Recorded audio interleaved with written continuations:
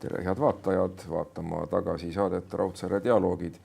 Täna on mul ülimalt suur rõõm tervitada meie saates külalist, kirjanik Indrek Harglat. Tervist! Tervist!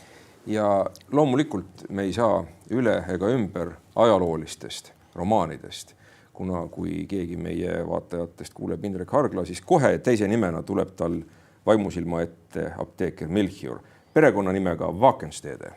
Ma kirjutasin selle ka omale üles, et sellega mitte eksida. Ja sari on ju päris arvukas juba, kui ma ei eksi, 7 raamatut kokku. 8 romaani ja 1 lühiromaanide kogumik. Ja selle põhjal on tehtud juba ka filme päris arvestataval hulgal. 3 filmi, jah, ütleme esimeste romaanide järgi. Selles mõttes, et need esimesed ilmusid ja ikka päris ammu ja raamatud on selle ajaga nagu palju, ma ütleksin, nagu huvitavamaks läinud, kui need esimesed raamatud ei olnud kõige paremad, ütleme ausalt. No ütleme niimoodi, et mõnikord tegemise käigus asi paraneb, isegi vanarahvas ütleb mõnikord nii, et esimene vasikas läheb aia taha, aga minu meelest polnud sellel esimesel raamatul ka väga häda midagi.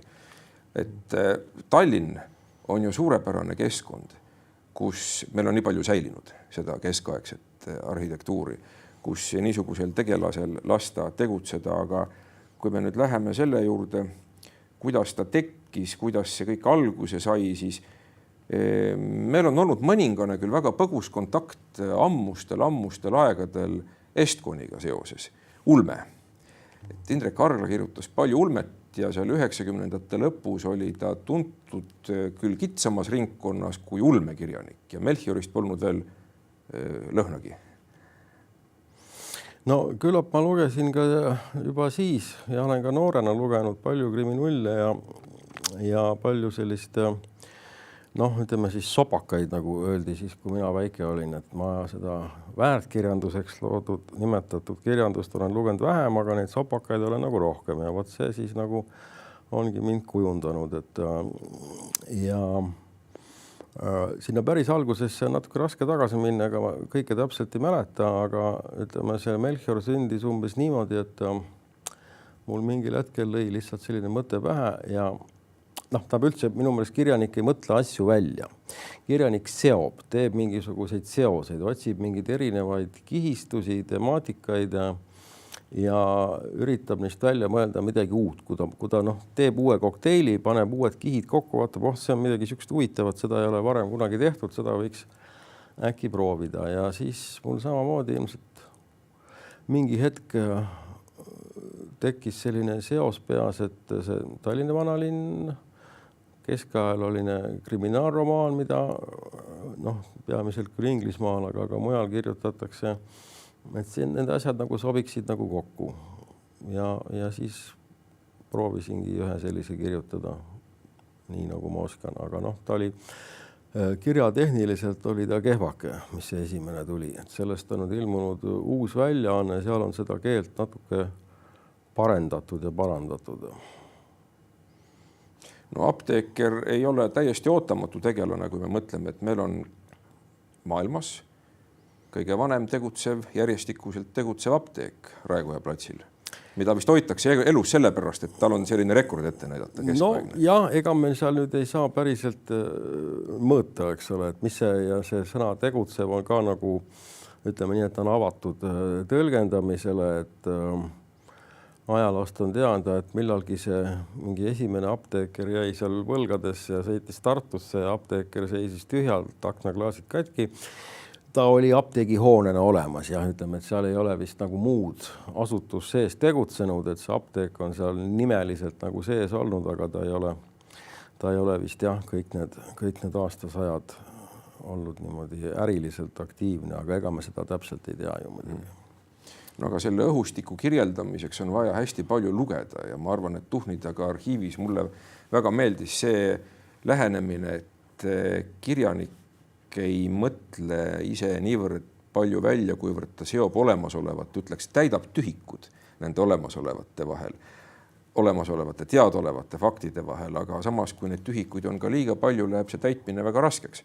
Et tuleb ikkagi lugeda, arhiivis ilmselt käia ja nii edasi.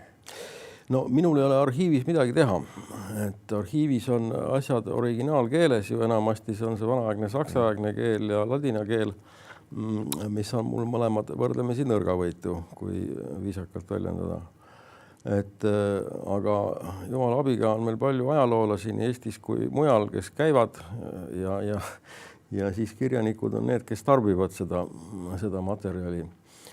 Et jaa, loomulikult ma olen nagu alati arvanud seda, et kirjanik peaks nagu otsima mingisugust ainest, eks ole, tal peab olema mingi, kui tal endal ei ole seda ainest nagu enda elu pealt võtta, siis ta peab seda kusagilt nagu otsima ja leidma ja suurem osa sellest kirjandusest, mis ma olen lugenud, ongi sellised, et kirjanik loob mingisuguse oma universumi, et see Melchiori maailm, kõik need 8 romaani, seal on mingisugune hargla oma universum, et kui keegi teine hakkaks kirjutama keskaegsest Tallinnast kas või siis kriminaalromaani tsükleid, see tuleks teistsugune maailm. Et on mingisugused sambad, mille peale ma olen selle üles ehitanud, on mingisugused tunnetusalused, mis on minu jaoks nagu tähtsad, mida ma üritan selles universumis kajastada ja näidata, et igal teisel kirjanikul tuleksid nad teistsugused kuidagi. No jaa, aga samas ei ole seal ka niisugusi fakte, mille kohta me võiksime öelda, et midagi sellist tollel ajal ei olnud. Materiaalselt näiteks, mingeid esemeid või mida iganes. Kes seda teab? Alati peab natukene oletama ja fantaseerima ja päris kindel ei saa kõikides detailides olla. Ma viimase raamatuga üritasingi minna see, mis ilmus nüüd see suvi, Apteeker Melchior ja nõiutud kabel, ma üritasingi sellega minna seda teed, et võimalikult nagu täpselt ja detailselt edasi anda igapäevaelu ja selle Melchiori tegevust mingisuguse sellise vana asja harutamisel. Võib-olla ei ole üldse midagi juhtunud, ta ei teagi, et ta nagu kogu aeg kompab ja näeb, aga ta ei kuule ja ta ei suuda nagu sõrme peale panna, mis lugu see siis nüüd nagu on, aga igal poolt nagu mingisugused väikseid vihjeid nagu ilmub ja tasapisi hakkab talle see päris lugu kooruma, aga selle käigus ma olen siis üritanud hästi palju edasi anda detailselt igapäevaelu või seda teksti nagu rikastada sellise lugejale autentse tunduva olmega. Kas see päriselt nii oli? Ega seda ei saa väga mõõta. Aga mul on paar head sõpra, kes loevad nagu läbi enne, kui asi trükki läheb ja osundavad nagu kõige suurematele vigadele, valedele. Järelikult on tegemist ajaloolastega. Jah, aga nendes eelmistes romaanides on seal vigu, nii on tahtlikke. Tahtlikke? Jaa. Mul lihtsalt on olnud süžee huvides vaja kirjutada, et on nii, kuigi ma tegelikult tean, et nii ei saanud olla, et nii ei ole. Ameeriklased teevad nii kogu aeg, nemad ei hooli süžeest üldse. Ei, süžee on tähtis. Süžeest nad hoolivad, aga mitte sellest algupärasest narratiivist. Ei, kui vaadata tänapäeva filme, mida kõike selle vaese ajalooga on tehtud, siis võib ju Tallinnas ka natukene asju muuta. Aga on mingisugune piir või kaan on, mille vastu ma nagu ei taha eksida, eks ole, et ma ei mõtle välja Tallinnasse asju, mida seal kindlasti olla ei saanud, eks ole, ma ei taha tuua sisse sellesse ajastusse mitte sobivat tehnoloogiat, kuigi ega me ei tea täpselt ka, eks ole, mis aastal tulirelvad siin Tallinnas nüüd täpselt kasutusele tulid ja millised nad olid ja ma ei mõtle välja kirikuid. Ma üritan mitte eksida linnatornidega, aga paar korda on ikka see viga sisse juhtunud ja nii edasi. Ma usun, et enamik lugejaid ei märka seda. Kuna nad ei käi ninapidi moas, vaatavad, kus on see plaat, selle kunagise torni nimega. Kõik tornid pole säilinud. Aga igal juhul materiaalsest vanalinnast on Tallinnas palju lihtsam kirjutada kui Tartus, kus pole sellest õieti midagi järel ja fantaasial on palju rohkem ruumi. See Tartu väljamõtlemine. Eks ole. Mulle on väga vastumeelt arhitektuuriliste objektide kirjeldamine tekstis, et noh, kui ma loen, siis noh, peab olema tõeliselt meisterkirjanik, kes suudab mingisuguse ehitise teha sulle visuaalselt nagu noh, nähtavaks siis.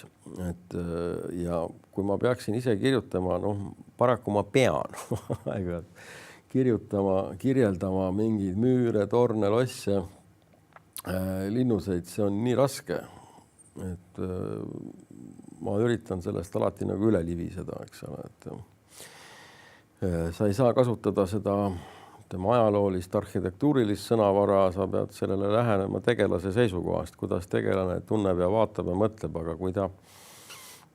kui ta näeb juba noh, ma ei tea, 10. Linnamüüri torni kuskil, ta ei pane seda isegi tähele, eks ole. Et see on see autorile see möödapääsu tee. No aga siin me läheme väga huvitava teema juurde, see on see, kuidas keskaegsed inimesed mõtlesid. Sest no, materiaalset poolt on siiski suhteliselt lihtne kirjeldada, kuna on leitud kas või siin üks keskaegne vilespill ühest lampkastist ja nii edasi, et seda materiaalset ainest ikkagi on. Aga mismoodi inimesed suhestusid üksteisega, ühiskonnaga, jumalaga, mismoodi nad filosofeerisid või üldsegi ropendasid kas või, see on suuresti ju ikkagi konstrueeritav tagantjärele, ega me väga täpselt ei tea, mismoodi see kõik toimus, kuna ei ole ju säilinud selle kohta. Kirjalikud asjad on, aga kirjalik, me teame tänapäevalgi eesti keeles kirjalik keel on hoopis teine asi kui kõnekeel. Ja see on jah, väga suur teema, eks ole, siin alati võib selle läheneda nii nagu või noh, leida mingisugust juhatust ja abi, kuidas teised kirjanikud on seda teinud. Aga no, minu jaoks on ka selge see, et tänapäeval me ei saa kirjutada ajaloolist romaani nii nagu Walter Scott seda tegi nagu omal ajal. Ivanhoe näiteks, ta on väga hea romaan, väga põnev, hästi kirjutatud, aga lihtsalt see tänapäeva nõue kirjandusele on natuke teine. See ajalugu peab seal olema detailsem, realistlikum. Et me ei saa panna jah, lihtsalt tänapäevaseid tegelasi kulisside taustale seal jooksma ja mõõkadega vehkima. Et autoril on siis, meil on ootus autorile, et ta esitab seda keskaegset maailma detailsemalt ja ka siis mentaliteedi ajaloo seisukohalt, jah. Ei noh, loomulikult leiab selle kõige kohta materjali Eestis küll vähem kui mujal. Aga siiski leiab. Noh, jällegi mina ei ole nüüd kvalifitseeritud ajaloolane, et ma saaksin esitada sellise aruande, et kui palju me teame keskaegse tallinlase mõttemaailmast, aga selles suunas on tööd tehtud ja noh, mõningaid asju siiski, näiteks testamendid, mida on publitseeritud testamentidest, me leiame ju inimeste mõtlemist päris palju. Igal ajal on omad mingid tavad ja kombestikud, mida järgitakse. Ja mille kirjeldused on säilinud. Jaa. Aga mulle tundub, et see keskaegne inimene, ma ei kavatse seda kuidagi tõestama hakata, aga mulle tundub, et see keskaegne inimene, kui üldse saab sellist üldistust teha, ta oli kuidagi väga õrn. Ma ei oska seda lähemalt seletada, ta oli võib-olla see on kujunenud mingisuguste eksiarvamuste või valede muljete põhjal, aga see inimene, ta austas väga headust ja leebust ja lahkust ja sõprust ja kartis koledasti igasugust vihkamist ja vaenu, et mõnikord öeldakse, et keskaeg oli hästi julm aeg, et ma ei tea, kas oli, aga just see mingisugune õrnus, et neid oli kuidagi väga lihtne katki teha, et see psüühika tundus olevat nagu pinges rohkem. Aga võib-olla see on jah selline eksiarvamus. Ei pruugi olla, kui me mõtlema hakkame, kujutame ennast keskaega. Sellist tehisvalgust ju ei olnud, oli küünlavalgus. Juba see loob hoopis teise atmosfääri, aega oli palju rohkem, aga see on ka nüüd jällegi nagu vaieldav aega milleks. Selles mõttes, et seda vähest valget aega kasutati kohe ära, kui oli vaja mingi kaup kuhugi laadida. Tegevused olid vaja ära teha, nii nagu neid tehti. ja toona oli ju väga palju nähtamatut, mis seda inimest ohustas, mille kohta ei osatud öelda, mis see on nagu must surm, et mis see on, kust see tuleb, miks see tapab. Jah, noh, need olid Tallinnas, meil nüüd otseselt neid katku kirjeldusi on hilisemast ajast, eks ole. Kui see katk tõesti jõudsid Eestisse, et kas see must surm, ta vist jõudis, aga ma päris kindlalt ei tea nagu. Et ja loomulikult kõik see, mis puudutas inimese tervist, ma olen selle üle nagu sageli mõelnud jah, et kui on mingi tõsisem haigus, mis sa saad teha, eks ole. Arst oli, ütleme, ülikoolis õppinud arst, neid Tallinnas kuigi palju ei olnud, ta pani käe peale. No kuppe pandi ka. Lasti verd välja inimesel natuke öelda, et kuule, see mõjub hästi, laseme haiguse välja. Aga aitab või ei aita seega, ma ei tea. Mõnikord aitab, aga mitte alati. Kui seda liiga palju lastakse, siis ei aita ta kohe kindlasti mitte.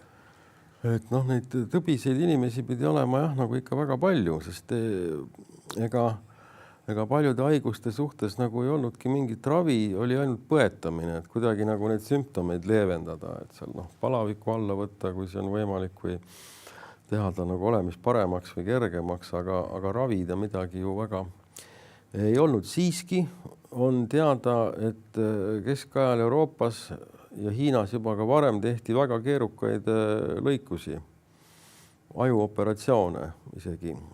On neid kirurgilisi jooniseid, kuidas selle inimest lõikuda ja et siiski selles suunas inimene kogu aeg arenes, et ütleme aastal 1500 teati palju rohkem kui aastal 1000. Et inimkond on alati arenenud. No kahtlemata ja siis, kui häda käes oli, mindigi apteekri juurde ja ma nüüd tsiteerin ühte kohta, et ega meil apteeker ei olnud siin mitte ainult füüsilise maailma mees Melchior, vaid ta oli ka filosoof. Niisugune tsitaat on mul siin kirja pandud. Ravim ja mürk on vahel üks ja seesama. Oluline on vaid, kui palju sa sellest annad ja kellele. Nõnda on ka tõega. Mõni hing peab seda kuulma tilkhaaval. Tsitaadi lõpp. Sügavamõtteline. Ma ei oskagi praegu öelda, mida see peaks tähendama. Nagu, et... No ta on kontekstist välja võetud loomulikult, aga samas universaalne küll see ju, et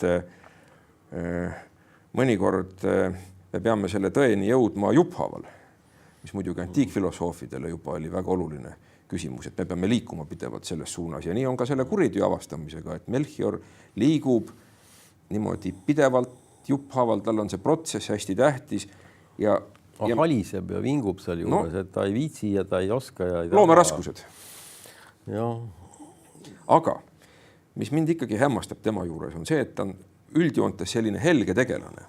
Võib-olla me lähemegi tagasi selle keskaegse inimese tunnetuse juurde, aga kui ma võrdlen nüüd, ma saan aru, et see võrdlus on täiesti meelevaldne, aga võtan selle Põhjamaade noaari kriminaalkirjanduse, mis küll toimub enamasti tänapäevases olustikus ja tänapäevasel ajal ja võib-olla inimesed on natukene rohkem vaimust vaevatud, aga kui ma mõtlen Wallanderi peale näiteks või ma mõtlen inspektor Jenseni peale Per Valö ja Mai Chevali raamatust, siis enamasti neil on mingisugune jama, kas tervis on tuksis või on mingid vaimsed probleemid või on see inspektor joodik, aga siis muuhulgas ta ikkagi tegeleb elegantselt väga hästi kuritegevuse lahendamisega, aga Melchioril mitte midagi niisugust ma ei täheldanud.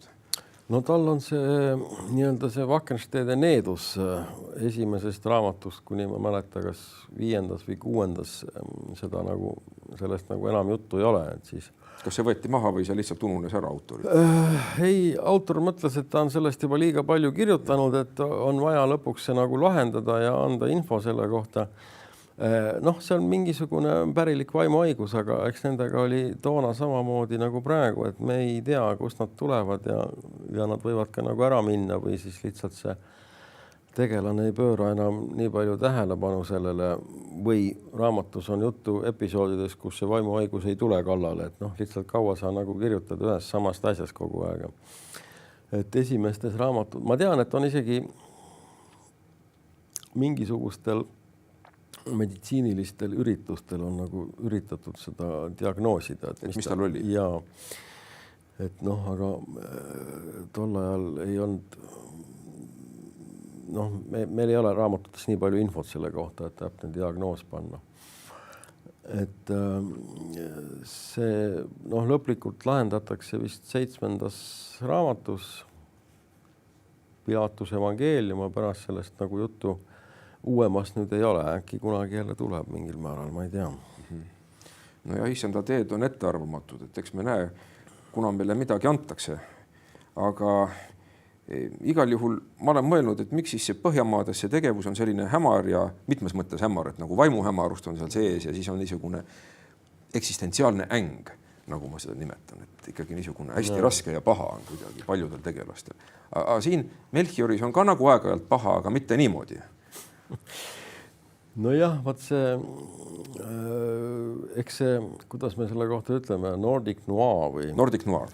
Jah, et ta on, öeldes nüüd seda kõige austusega, ta on mingi toode. Noh, ta on nagu Volvo või midagi sellist, eks ole, mida saab väga hästi välismaal müüa ja millel on oma see tarbija olemas. Ja see käib juba, ma ei tea, 15 aastat või 20 aastat selle tootmine. Üks Rootsi kirjanik ütles mulle kunagi, et Rootsis ilmub aastas 700 kriminulli, millest üle poole on täielik pahn, aga suurem osa ikkagi tõlgitakse ära, lähevad teistesse keeltesse. Et noh, seda nagu toodetakse ja juba selle tagakaane teksti, kui sa mõne võtad kätte poes suvalise tagakaane tekstis, see tundub nagu paroodia, et sa ei saa ikka kas jälle see sama asi, et meil on see mingi mineviku teemoniga võitlev detektiiv ja kell tiksub, kui keegi seal lahendab mingisuguseid mis on mingi sotsiaalkriitikast, sotsiaalpsühholoogiast väga pingestatud õhkkonnas mingisuguseid rituaalmõrvu või midagi sellist. Et noh, seal on ka kindlasti head kirjandust muidugi. Ma ei ole seda ise kuigi palju lugenud, aga alguse sai see kunagi need samad autorid, keda sa mainisid, keda tõlgiti natuke inglise keelde. Ja siis tulid need teised ja siis tuli nagu suur niisugune plahvatus, et natuke on selle plahvatuse kuma minu peale kah natuke paistnud, et ma ei tohiks siin väga kriitiline olla. Et noh, et... Me ei peagi olema. Ma arvan, et keskajal on lihtsam asjadest rääkida, kuna ei pea olema sotsiaalkriitiline. Kõik saavad aru, see on keskaeg. No jah, aga võt minu arvamus on nagu olnud kogu aeg ka see, et kui me teeme mingisugust ajaloolist teksti või ajaloolist filmi, et siis selle peab olema, ta on õigustatud ainult siis, kui me tahame midagi öelda just nimelt tänasele inimesele. Seal peab olema mingisugune otsustus või mingi mõte või mingi küsimus või mingisugune Kas see on nii ajakriitiline? Ses mõttes me ju loeme Sherlock Holmesi lugusid, mis on kirjutatud ammu ja ikka on huvitav ja ütleb ka midagi meile. Kuigi võib-olla ta on nagu meelelahutus, natuke lihtsamat sorti meelelahutus, ma ei tea. Ma ei ole väga suur Sherlock Holmesi fänn kunagi olnud, ma pean ütlema. Et, näiteks mulle mõned need tekstid väga meeldivad, aga olgu see Conan Doyle kirjutas veel siis, kui see žanri reeglid ei olnud päris paigas, aga ta natuke liiga palju seal ikkagi eksib ja see Sherlock Holmesi meetod on ka ikkagi üsna arbitraarne, et autor tahab, et nii on ja sellepärast nii on. Muuseas, siin mineva nädal ma käisin Tšehhis, kus kas see esimene Melchior ilmus ja siis oli kohtumine seal ühe Tšehhi kriminaalkirjanikuga ja meie mõlema, kes küsiti siis, et selline küsimus, et kas komissar Maigret, Sherlock Holmes või Phil Marlowe. Ja me mõlemad vastasime, et loomulikult Marlowe. Tuli valida neist üks. Jah, et kes meile kõige rohkem nagu meeldib ja me täiesti nagu kokku leppimata mõlemad ütlesime, et Marlowe. Aga miks siis nii? Ta teeb nalja. Tal on hea huumorimeel.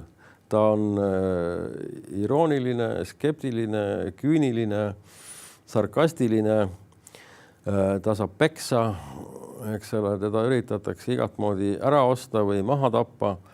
ära pühkida, aga ta läheb ikka edasi ja ta ei mõtle ja ta ei kiitle ja tal ei ole mingit sellist selgeltnägija meetodit, vaid ta lihtsalt läheb ja räägib ja vaatab ringi ja sealjuures teeb lolli nalja.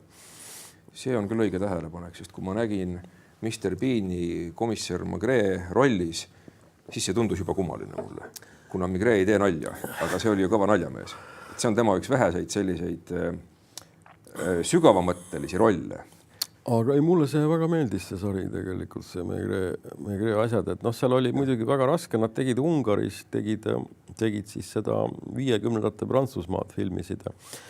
Et natuke raske oli, aga sai hakkama. Ei, minu meelest see oli väga huvitav rolli lahendus, tähendab, seal oli noh, üldse neid retrofilme on ju tänapäeval nii palju ja nad töötavad nii hästi sellepärast, et kui me paneme selle tegevuse minevikku, isegi noh, siis sellesse meie mälupildis nagu tõesti olemasolevasse minevikku, siis me saame sealt välja visata kõik need, mis igasugused tänapäeva põnevuslood teevad, raskendavad ja takistavad ja ma mõtlen mobiiltelefonid, arvutid, et noh, info liigub ainult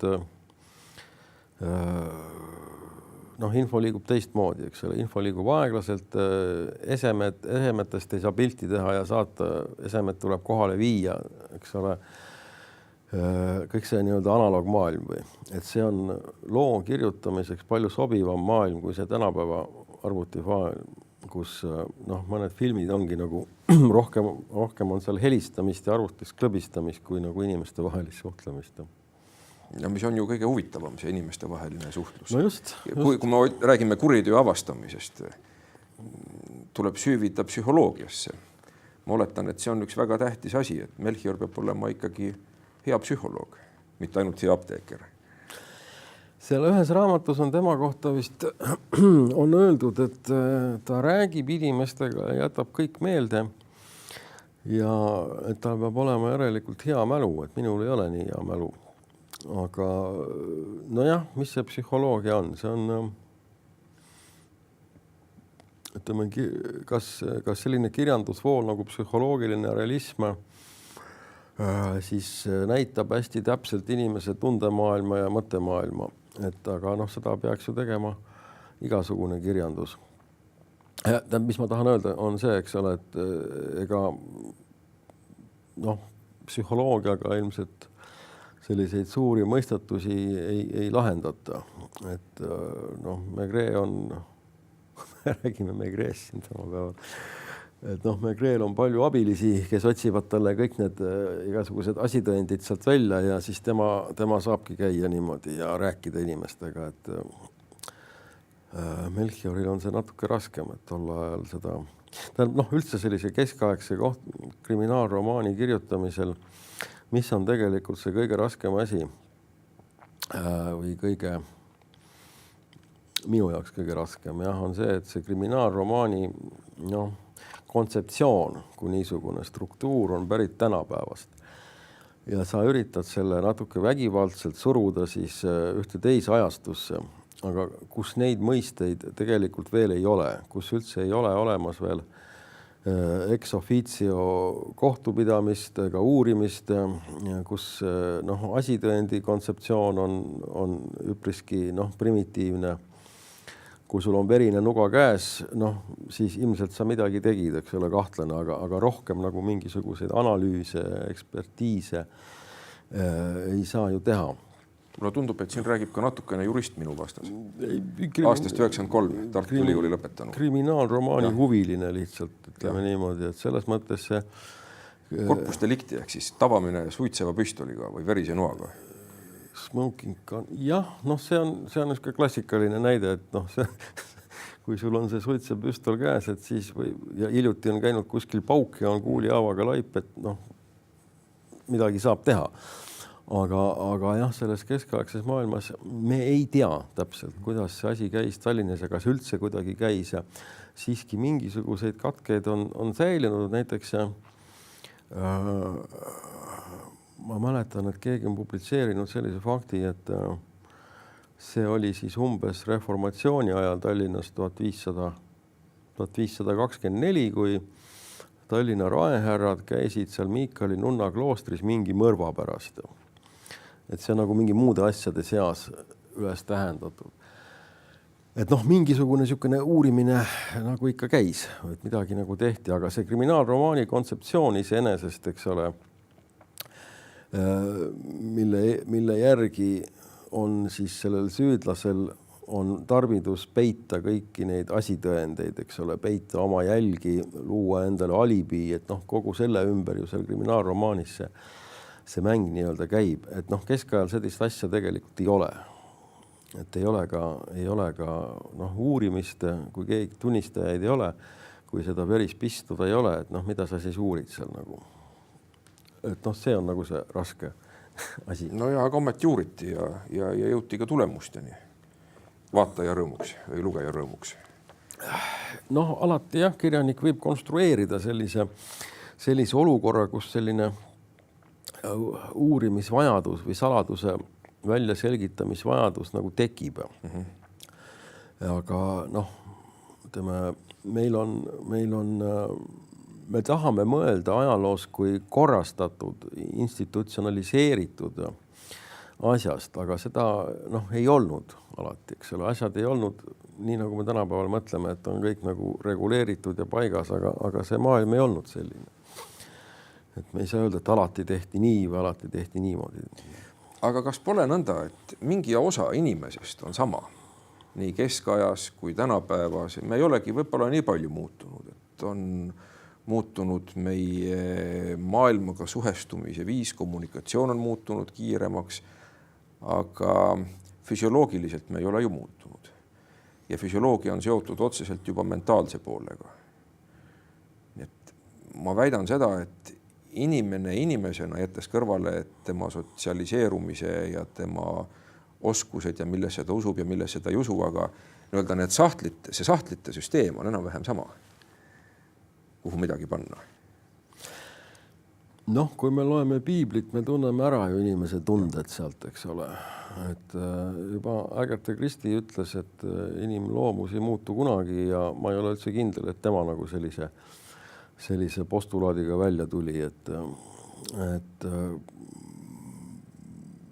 jaa, tähendab inimese, noh, nii palju, kui see puudutab nüüd sellist kriminaalkirjandust, eks ole, siis see ju lähtub sellest, et on mingisugune patt, mis on üks 7 surmapatust, mis on inimese hinges, on noh, ületanud nagu selle punase kriitilise joone. Ja et meis kõigis on need samad patud sees ja samad voorused, eks ole. Me kõik võime püüelda nende 7 vooruse poole ja me kõik teeme seda 7 surmapattu natukene, mitte väga palju. Nii, et see nagu hakkab meid ümbritsevat keskkonda nüüd nagu häirima või rikub seda või tungib sellele kallale, aga mõnel inimesel on see patt nagu noh, lööb nagu hinges nii suureks. Ja noh, need on siis ilmselt need kurjategijad. Aga see vooruste ja pattude süsteem võib-olla ei saa öelda, aga see arusaamine, et mis on inimese hinges, see on ju jah, ma arvan juba Vana-Kreekast nagu välja töötatud ja hiljem võttis siis katoliiklik teoloogia selle käsitluse üle. Ja Mirabilia sarjas on ilmunud raamat pealkirjaga Iga ühest võib saada mõrvar. Noh, teatud asjaoludel loomulikult, ma ei taha öelda, et see nii lihtne oleks, aga Mirabilia sari oli see, mida omal ajal sai lugeda. Me oleme enam-vähem sama põlvkonna esindajad. Ma olen küll natuke vähem kui 3 aastat noorem, aga ma kujutan ette, et see Mirabilia ja mitte ainult Mirabilia, mõned nõukogude ajal ilmunud teosed, näiteks minule on jätnud sügava mulje, kus on rändurite kodu, Miireri kirjutatud, see 80ndate aastate algul tuli. Ja seal oli ka muidugi niisugust nõukogulikku joga oli algul, aga tegelikult see oli ikkagi väga hea raamat ja minu meelest ka süsteemikriitiline raamat. Ei mäleta. Seal oli see teekonna Commodore ja... Ma olen lugenud, aga mitte midagi ei mäleta. No, seal oli nii, et üks tsivilisatsioon rändas kosmoses ja nad olid avastanud surematuse, aga ainult vaimu surematuse. Neil oli vaja uusi kehasid, kuhu oma vaimu siirdada. Ja siis nad üritasid maakera vallutada. kus siis vaprad Nõukogude pioneerid astusid neile vastu. Peaaegu nagu saatuslikud munad Bulgakovil. Selline huvitav süžee, kus siis, seal oli küll see kindral Talv, kes lõpuks päästis saatuslikes munades kokku kukkumast Nõukogude Liitu, aga seal olid ka vaprad punaarmeelased, kes siis astusid nende Jurassic Pargi saurustele vastu. Väga huvitav teos. Jah, ma seda raamatu kaant mäletan hästi. 82 viis ilmus. Heldur Laretei illustratsioon. Aga sisu ei mäleta üldse, jah. Aga mis on need raamatud, mis on olnud väga mõjutavad ja kirjaniku teele midagi andnud tollest ajast, lapsepõlvest? Lapsepõlvest, jah, vaat siin on nüüd, eks nagu erineval ajal tuleb mingi erinev raamat meelde, et nüüd ma käisin esimest korda elus eelmisel nädalal Prahas. Ja mul tuli korraga meelde, kui palju ma Šveiki mäletan peast, kui palju tsitaate, ma küll ei käinud karikakõrtsis, eks ole, aga sa kohtad seal Prahas seda midagi Šveigiga seonduvat nagu päris tihti ja kõik inimesed muidugi teavad, eks ole, ja mulle nagu meenus hulgaliselt tsitaate ja stseene, mida ma ei teadnudki, et ma nagu mäletan neid. Aga eks ma lugesin või mis mind nagu lapsena on mõjutanud, ma ei oskagi täpselt öelda, ilmselt Agatha Christie kriminullid, nii palju, kui need ilmus muidugi. Mirabiljas tuli neid. Paddington, aga... Seal oli üks raamat oli veel, see oli Eesriie, see oli 2 raamatut oli ühtede vahel. Esimene ja viimane juhtum. Just.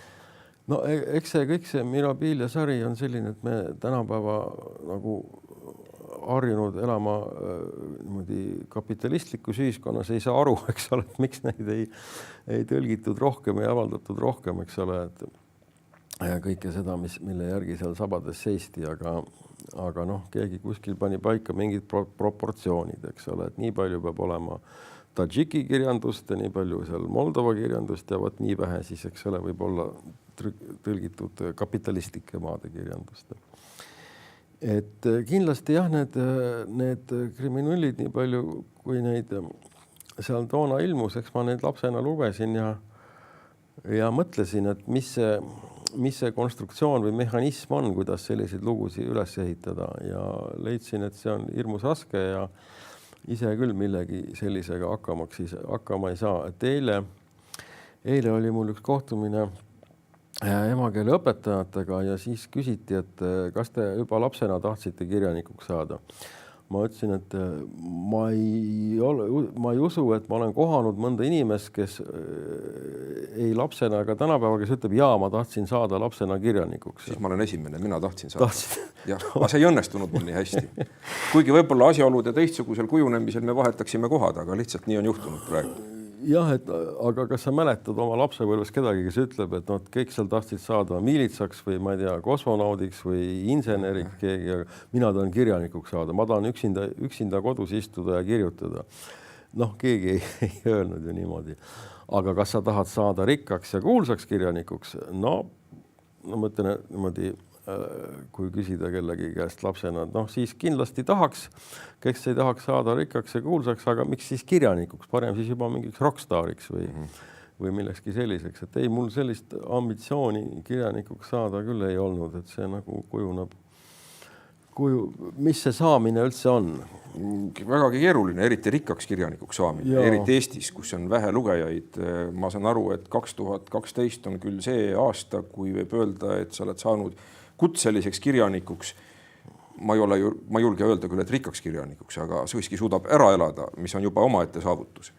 Kuna neid kirjanikke pole palju, kes on suutnud ära elada ja suudavad ka praegu ära elatada ennast Eestis, aga ma usun, et eks need tõlkeasjad aitavad kaasa siin. Tõlkimine teistesse keeltesse natukenegi. No kuigi võrd, jah, ilmselt. Mis on kõige eksootilisem keel? Me natuke rääkisime enne saate algust, kuhu nüüd Melchiori on tõlgitud?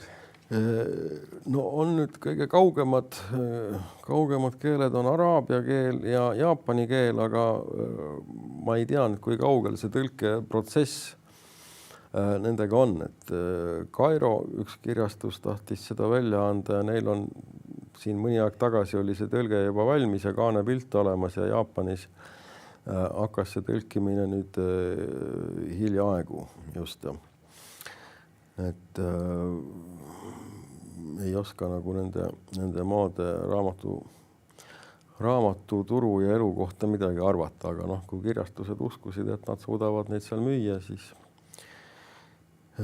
eks ta muidugi natukene uskumatu nagu tundub, kui ma mõtlen selle aja peale, nii palju kui ma mäletan, kui ma seda esimest Melchiori kirjutasin seal, noh, see oli ju katsetus, eks ole. Ma lihtsalt nagu proovisin midagi teha ja nüüd seda tõlgitakse jaapani keelde. No jätke järgi, noh. Et ilmselt see Melchior on kõige viletsam romaan Eestis, mida on tõlgitud siis, ma ei tea, mingi 10-11 keelt kokku. Ma ei oleks nii kriitiline, kuigi ütleme tagasihoidlikuks kaunistab inimest. See ei ole kindlasti surmapott. No lihtsalt jah, et ta ei ole kirjatehniliselt nüüd midagi sellist, millega ma oleks saanud ise rahule jääda või tänapäeval. Siis, kui ma lugesin, siis kui ma kirjutasin ja hiljem üle lugesin, siis järelikult minu see kvaliteedikontroll jäi rahule. Aga ma olen nagu vahepeal uusi mõtteid pähe võtnud ja nüüd ma tänapäeval leian, et ei, see ei olnud nagu tehniliselt ei oleks, noh, tänapäeval ta ei läbiks kvaliteedikontrolli, ta läheks autori kätte tagasi, et natuke mõtle järgi ja kirjuta uuesti üle. No nii, aga uute raamatute juurde kirjutamine on ju veel täiesti võimalik, aga kas on midagi tulemas ka Melchiori sarjas lisaks? No praegu just suvel üks ilmus, nii et see viimane, millega oli siin jah, pikem vahe, aga noh, vahepeal tegelesin ka muude asjadega. Et ja suvel, see suvi oli ka siis Padise kloostris esimest korda Melchior teatris või ütleme siis nagu dramatiseeritud. Melchior sellisena, nagu autor on teda kirjutanud ja järgmine suvi see etendus tuleb tagasi. Millele mul on väga hea meel, sest minu Anne Velt selle lavastas ja Margo Teder mängis Melchiori. Minu meelest oli väga, väga lahe etendus, mulle väga meeldis. Et mul on jah, visandites neid lugusi üsna palju. Et millal nüüd järgmine romaan või siis samuti äkki lühiromaanide kogumik üldse tuleb. Minule meeldib neid lühiromaane kirjutada, sellepärast, et saab kiiresti valmis. Ta saab kiiremini valmis ja noh, kõik need romaanides seal on natuke liiga palju seda täidisainet võib-olla, aga lühiromaanis sa saad keskenduda nagu ainult olulisele. Aga mul on mitu korda inimesed on öeldud, et jah, need lühiromaanid ikka romaani tahaks, ikka nagu seda 400 lehekülge ja selline, et sul on ikka raamat. Nad päriselt tahavad seda või nad räägivad seda, mida inimene kuulda tahab? Ei, minule meeldiks, kui keegi ütleb, kuule, kirjuta nüüd neid lühiromaane veel üks ports, et ei, mitu inimest on öelnud, jah. Aga ei, praegu ma kirjutan ühte teist, noh, ma ei saa öelda, kas ma seda sarjaks saan nimetada, aga selle raamatu pealkiri on Mõrv Südalinna kultuurikeskuses, mille esimene osa ilmus raamatus Heade mõrvade linn paar aastat tagasi. Et need on siis sellises natuke muudetud Tartus toimuvad kuritööd, kus tegutseb vapper eradetektiiv Laura Peegel. Ja see raamat peaks ilmuma järgmise aasta alguses, ma loodan kuskil niimoodi. Siis ta enne Siuru valmimist kindlasti jõuab juba lettidele. Absoluutselt, ta peabki enne ikka valmis saama. No nii, aga minul oli äärmiselt huvitav liikuda nendel ajaloolistel radadel koos Indrek Argla ja apteeker Melchioriga. Aitäh selle toreda vestluse eest. Jaa, suur tänu, aitäh. Ja selline meie Raudsaare dialoogide saade oli, nii et tsiteerin veel korraks Melchiori, kes ütles, et ravim ja mürk on vahel üks ja see sama. Nõnda on ka tõega, mõni hing peab seda kuulma tilkhaaval, aga oluline on see, et te selle tõe poole liiguksite. Ja ma usun, et Melchiori raamatute lugemisel on sellest teile abi. Kõike head, jääge terveks.